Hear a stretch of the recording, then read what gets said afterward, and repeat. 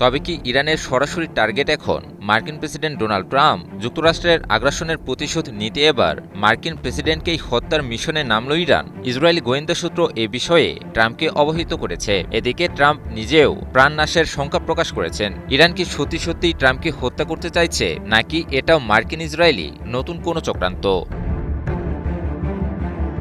মার্কিন সংবাদ মাধ্যম ওয়াল স্ট্রিট জার্নালের বরাত দিয়ে কাতার ভিত্তিক সংবাদ মাধ্যম আল জাজিরা জানিয়েছে, সম্প্রতি ইসরায়েলি গোয়েন্দা সংস্থা মার্কিন প্রেসিডেন্ট ডোনাল্ড ট্রাম্পকে জানিয়েছে যে তাদের হাতে এমন তথ্য রয়েছে যা থেকে ধারণা করা হচ্ছে ইরান তাকে হত্যার একটি পরিকল্পনা করছে।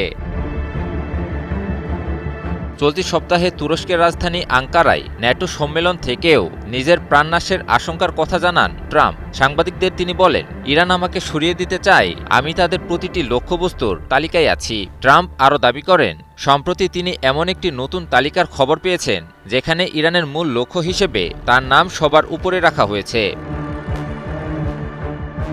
এ সময় ইরানের নেতাদের তীব্র ভাষায় সমালোচনা করে ট্রাম্প বলেন, তারা অত্যন্ত দুষ্ট ও মানসিকভাবে অসুস্থ মানুষ। তার ভাষায়, ক্যান্সার যেমন শুরুতেই কেটে ফেলতে হয়, তেমনি এই হুমকিরও শুরুতেই অবসান ঘটাতে হবে।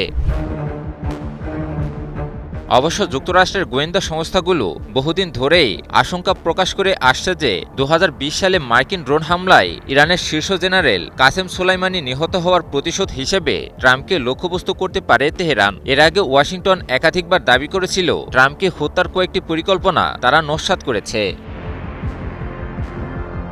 তবে ইসরায়েলের সর্বশেষ গোয়েন্দা তথ্য নিয়ে মার্কিন প্রশাসনের ভেতরেও রয়েছে ভিন্ন মত। কয়েকজন কর্মকর্তা মনে করছেন, ইরানের বিরুদ্ধে আরও কঠোর সামরিক পদক্ষেপে ট্রাম্পকে উৎসাহিত করতেই ইসরায়েল হয়তো এমন তথ্য সামনে এনেছে। কারণ দুই দেশের মধ্যে যুদ্ধবিরতি কার্যত ভেঙে পড়লেও পর্দার আড়ালে এখনও কূটনৈতিক আলোচনা চালিয়ে যাচ্ছে ওয়াশিংটন ও তেহরান।